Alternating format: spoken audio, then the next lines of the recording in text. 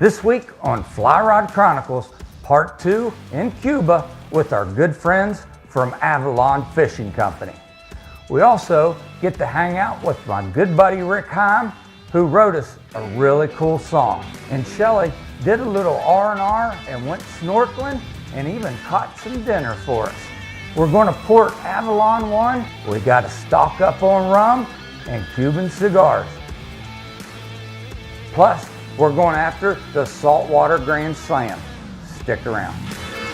Yes. Yeah, baby. Yeah. Sweet. Yeah. Traveling the world, fishing, enjoying the great outdoors. Those are things that would have seemed impossible to me when I was a kid growing up in the mountains of West Virginia. I'm a lucky man, and I never want to forget it, and I'm hoping that sharing my experiences with folks will inspire them to do the same. I'm Curtis Fleming, and these are my Fly Rod Chronicles.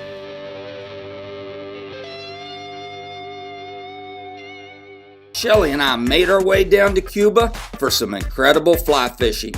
We also had the privilege to bring along my good buddy Rick Heim. Shelly caught an impressive bonefish, and I can't express the amazing week I had with all the tarpon I hooked into.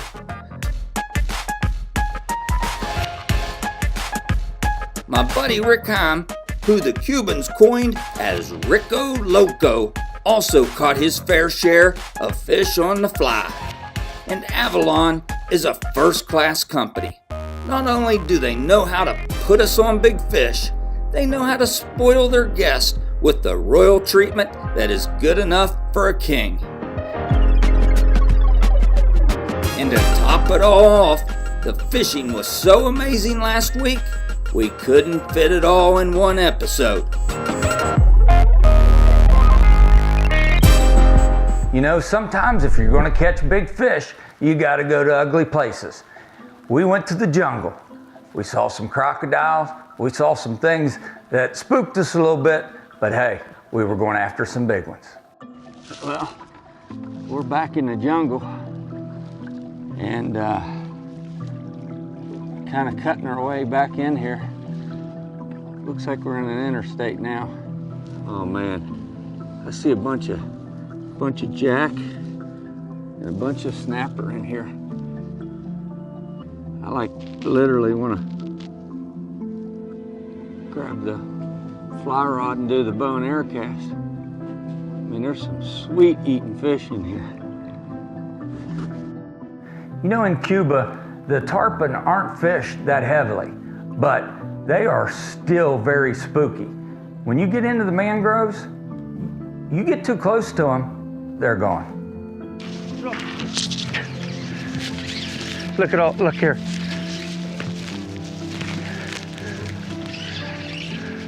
Look at all the fish. Look at those schools that we spooked. We should be ashamed of ourselves.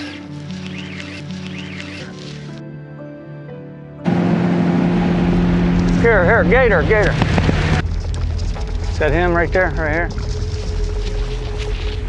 Yeah, right here.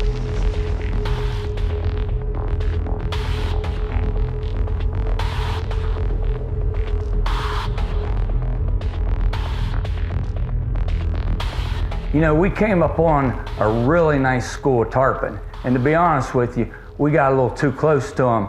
And to be surprised, it came up, swallowed the fly, and the show was on from there. It went airborne, and I was pretty proud of myself that in a tight mangroves, we got to land this one.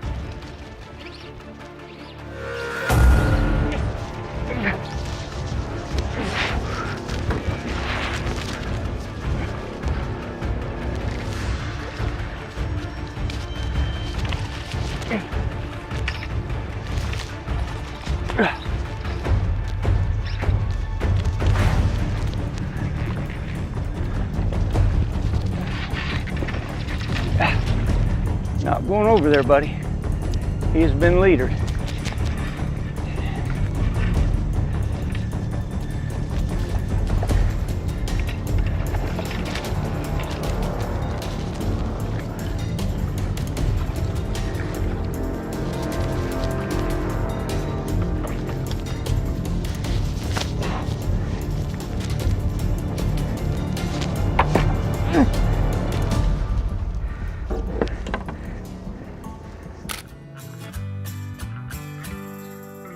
Well, we just boated one. That's in this wind. How many miles per hour wind? 30, 35 miles per hour? Yeah. Damn, it's crazy, man. I mean, we're just kind of chucking and ducking, nothing pretty about it. This segment is brought to you by Fly Rod Chronicles Signature Rods. You know, it's pretty cool releasing that tarpon back to the mangroves. So we kept fishing for tarpon.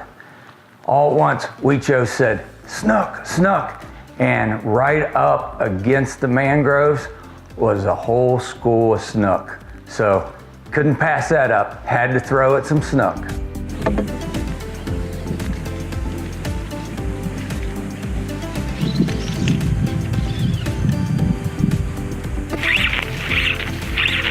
Yes. Yeah, baby. Yeah. Oh, sweet. Yeah. We've been watching him all day. Yeah. Nice. Good job, Weecho. Good job, Weecho. My man, Weecho. Ha. Tyson, you ready to get a picture of this baby? It's a good snook.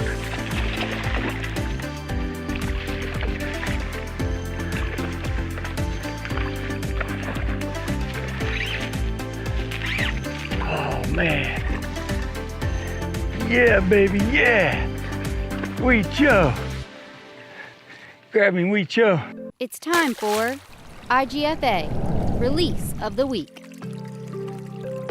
You know, we had tarpon on our mind, but after catching that snook and taking it all in and watching how acrobatic it was, it reminded me a lot of the tarpon, but to get that thing in our hands and to look at how beautiful it was to see the lateral line that went down that snook, and then to be able to do that one-handed release, man, it was heaven on a sea.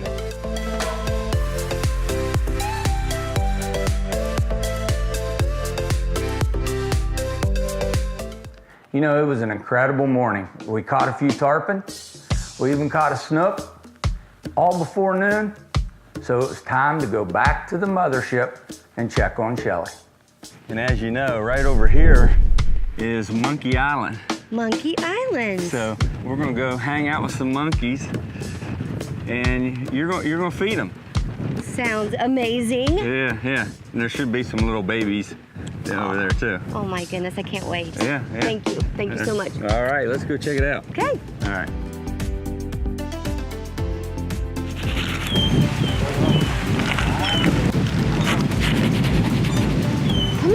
Come here, Mama. Come here, Mama. Shelly, here it comes. Look.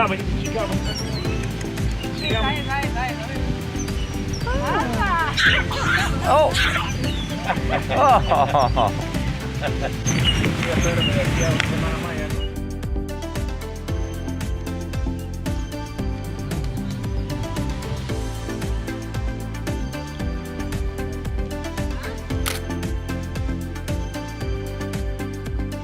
So after our siesta, I got to catch one bonefish, and I got the grand slam.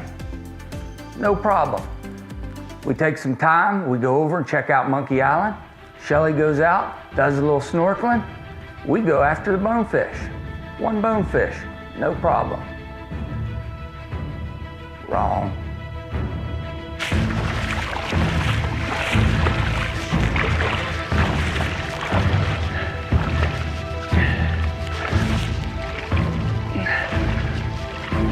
Like I'm really.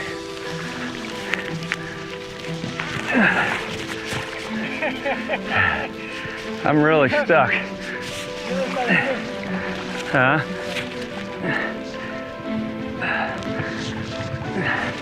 I'm really stuck.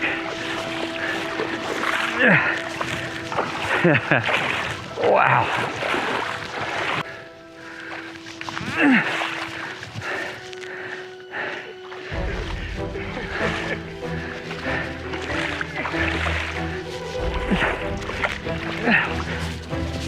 All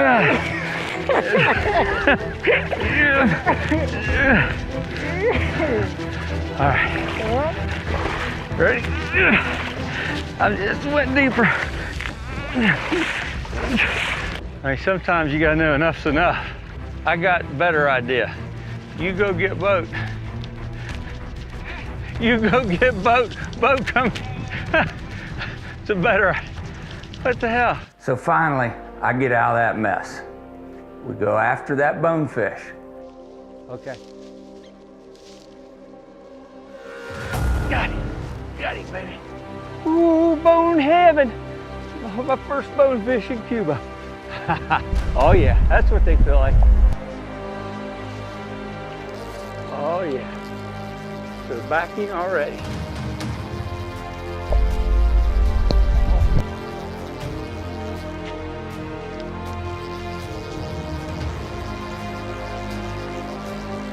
Bonefish in Cuba. There we are. It was a good TV bonefish, and I get my saltwater grand slam. It might not have been as big as Shelley's, but it was a grand slam, and it was a bonefish. As you can see, in our family, size matters.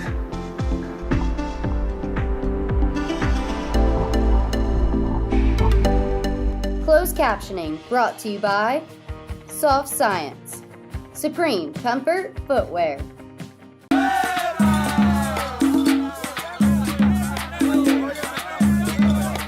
You know, the fishing was spectacular, but after several days on Avalon Fleet number 1, it was time to port. We needed to go get some more rum and Cuban cigars. Pretty cool, we got to go to Island del Ute, and we got to go to the prison where Fidel and Raul Castro spent time. So right here at this bed is Fidel's brother, Raul, who was here, and he's the current president right now. And he served time in here. And at one time, they tried to kill Fidel and his brother, Raul, and they had to move him to another quarters. So I guess, you know, when the lights go out, it gets pretty dangerous in here. Probably when the lights are on too. Being able to see the culture of Cuba and to be on that island, you know, it makes us appreciate what we have, but also what Cuba has, which is beauty. The people have appreciation. Almost got ran over by a horseback accident. So just walking through the markets and getting to see people shop, getting to see other Americans, it was like a dream come true. And it was a break that we needed from fishing. It's Westervelt Ecological Services. Time for conservation. You know, as you can see, Cuba is very conservation friendly. But we're going to take a little break, go out to California, and check out our good friends from Westervelt Ecological Services and see their conservation. All right, I'm out here in California with Howard Brown. Nice to meet you. Yes, sir. Yes. Tell me a little bit about what you do, Howard. Well, I'm a fisheries biologist with the National Marine Fisheries Service. It's an agency under NOAA, and we basically are charged with protecting the nation's marine fisheries. So part of that is we manage commercial fisheries in the ocean, but we also manage salmon species that are listed under the Endangered Species Act. So it's exactly what we have here in the Central Valley of California, is a number of populations of salmon that are protected under the Endangered Species Act, and that's what I do. That's awesome. That's awesome. I think every kid out there kind of dreams of a job like that, where you can get outdoors and it's something that you love doing. Mm-hmm. It is, yeah. In the Central Valley, there used to be tens, hundreds of thousands of acres of floodplain habitats, and those have been lost to the construction and maintenance of of a large levee system. There's about 1,600 miles of levee in the Central Valley, and that's really cut off access to floodplains. And floodplains are incredibly important for salmon. Baby salmon get up on the floodplains, they grow really fast, they survive really well, which helps their survival when they get out to the ocean. With the loss of a lot of floodplain habitat over the years, it's been really important for us to look at focusing on salmon restoration actions that restore floodplains. So that's what this is. It's about a 116-acre parcel, and it functions basically, well, it's really a mitigation bank. So it's a parcel of land that's managed and protected in perpetuity for the purpose of providing mitigation for projects that happen out on the river.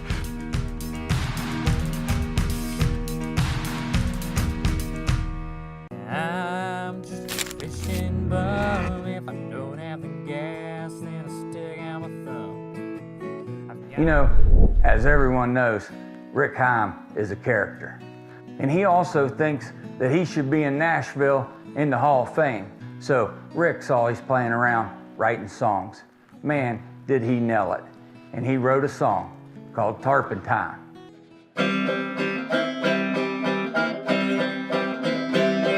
We left West Virginia, headed to Havana, cursing Shelley, Tyson, and Rick. We went to shoot some TV for Avalon Fishing Company, hoping Cuban fish we could stick. We started our Cuba trip, getting on a big ship, Avalon One, what a boat. We were greeted by the great crew who told us kind of what to do and what fish we'd catch the most. Yeah, we were living on tarpon time, living on tarpon time. Yeah, the fish should grab our flies and somersault into the sky. Tarpon time's the ultimate high. When the fishing day is done, we return to Avalon One, the mothership and floating hotel. A mojito's there waiting, fishing stories we're exchanging. There's always plenty stories to tell. The food's put on the table, we eat as much as we're able. Then the rum comes out to all's delight. A new game's taught by Shelley, putting much rum in our bellies.